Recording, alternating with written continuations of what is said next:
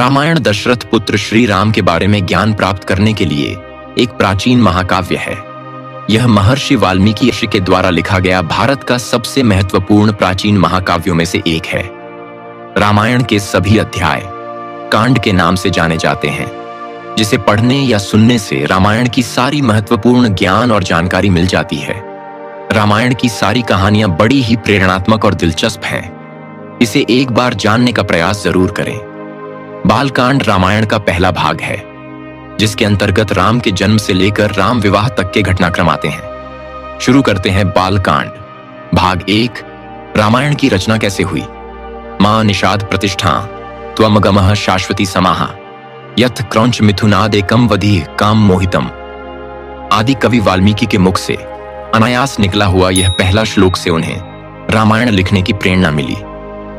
एक दिन दोपहर के समय महर्षि वाल्मीकि तमसा नदी के किनारे प्रकृति की सुंदरता का आनंद ले रहे थे। बसंत उतर रहा था, पेड़ों की छाया सुखद लग रही थी, वन पर्वत सब हरे भरे थे। तमसा मंद गति से बह रही थी, उसमें तैरती हुई मछलियां चमक रही थीं और नदी तल भी साफ दिखाई दे रहा था। हरे भरे वन में भांति भांति के पक्षी मधुर स्वर से कलरव कर रहे थे। नदी के किनारे लंबी चोंच वाले चटकीले रंग के पक्षी एक पांत में ध्यान लगाए बैठे थे। उनमें से कभी कोई तेजी से उड़ता और पानी में चोंच डुबोकर कुछ पकड़ कर ले जाता। नदी तट की शोभा को देखकर महर्षि वाल्मीकि के मन में अपार हर्ष उभर रहा था। उसी समय उनके कान में क्रौंच पक्षी की सुरीली ध्वनि सुनाई पड़ी। आंख उठाई तो देखा क्रौंच पक्षी का एक जोड़ा नदी तट पर कल्लोल कर रहा है। क्रौंच कभी चोंच से एक दूसरे के पीठ सहलाते, कभी थोड़ा सा उड़कर वे इधर उधर बैठ जाते और फिर पास आकर खेलने लगते। महर्षि वाल्मीकि को ये क्रौंच बड़े प्यारे लग रहे थे।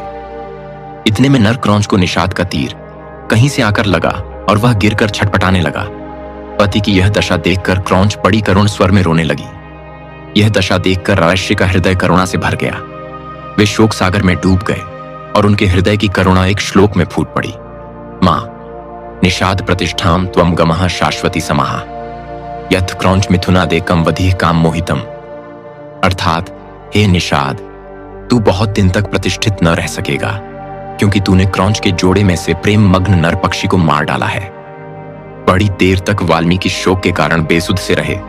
जब वे स्थिर चित्त हुए तब अपने शिष्य भरद्वाज से बोले, सुनो भरद्वाज, मेरे शोक पीड़िता हृदय से वीणा के लय में गाने योग्य 4 पदों और समान अक्षरों का यह वचन अनायास ही निकला है।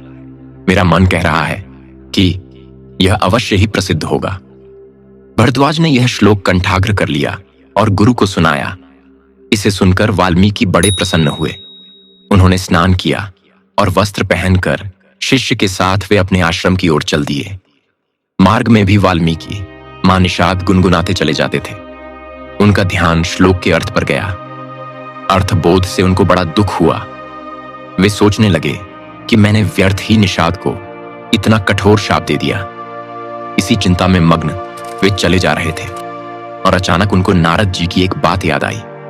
एक बार नारद जी से उन्होंने पूछा था, हे देवर्षि, मुझे किसी ऐसे पुरुष का नाम बताइए जो गुणवान, बलवान और धर्मात्मा हो, जो सत्य पर दृढ़ रहता हो, अपने वचन का पक्का हो, सबका हित करने वाला हो, विद्वान हो और जिससे बढ़कर सुंदर कोई दूसरा ना हो।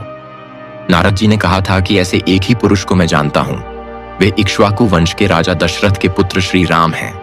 वे सब तरह से गुणवान और रूपवान हैं और जब क्रोध करते हैं तब डर के मारे देवता और दानव भी कांप उठते हैं। वाल्मीकि को ये सब बातें याद पड़ी और रामायण की जो कथा नारद जी ने संक्षेप में सुनाई थी वह भी उनको याद आई।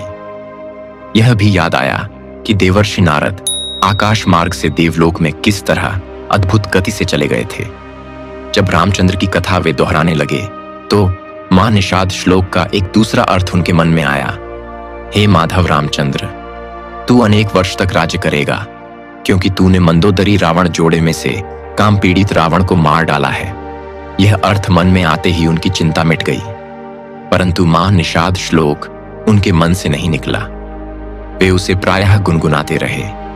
एक दिन वाल्मीकि जब ध्यान में बैठे हुए मां निषाद गुनगुना रहे थे, सृष्टि के रचयिता ब्रह्मा जी ने उनको दर्शन दिए। ब्रह्मा जी बोले, आशीवर मेरी ही इच्छा से यह वाणी अनायास आपके मुंह से निकली है और श्लोक के रूप में इसलिए निकली है कि आप अनुष्टुप छंदा में श्री रामचंद्र के संपूर्ण चरित्र का वर्णन कीजिए। श्री राम की कथा संक्षेप में आप नारद जी से सुन ही चुके हैं। मेरे आशीर्वाद से राम, लक्ष्मण, सीता और राक्षसों का गुप्त अथवा प्रत्यक्ष सब वृत्तांत आपकी आंखों के सामने आ जाएगा। जो आगे होगा वह सब दिखाई पड़ेगा। अतः जो आप लिखेंगे वह यथार्थ और सत्य होगा। इस प्रकार आपकी लिखी हुई रामायण इस लोक में अमर हो जाएगी। इतना कहकर ब्रह्मा जी अंतर ध्यान हो गए। वाल्मीकि श्री राम के चरित्र का संस्कृत श्लोकों में वर्णन करने लगे। सभी श्लोक मधुर और सुंदर थे। सभी श्लोकों के अर्थ समझने में भी कोई कठिनाई नहीं होती थी। उनके सामने राम, लक्ष्मण, सीता, दशरथ, दशरथ की रानियों और रामायण के सभी पात्र प्रत्यक्ष रूप से दिखाई देने लगे और वे बिना रुके रामायण की कथा लिखते रहे। देखते ही देखते 24,000 श्लोकों में उन्होंने पूरी रामायण लिखकर इतिहास रच दिया। आप सभी दर्शकों से हमारा निवेदन है कि भाग 2 के साथ हम फिर मिलेंगे। हमारी चैनल को सब्सक्राइब जरूर करें क्योंकि हमारी सभी नई वीडियो आप तक पहुंचती रहे। वीडियो को लाइक एंड शेयर जरूर करें।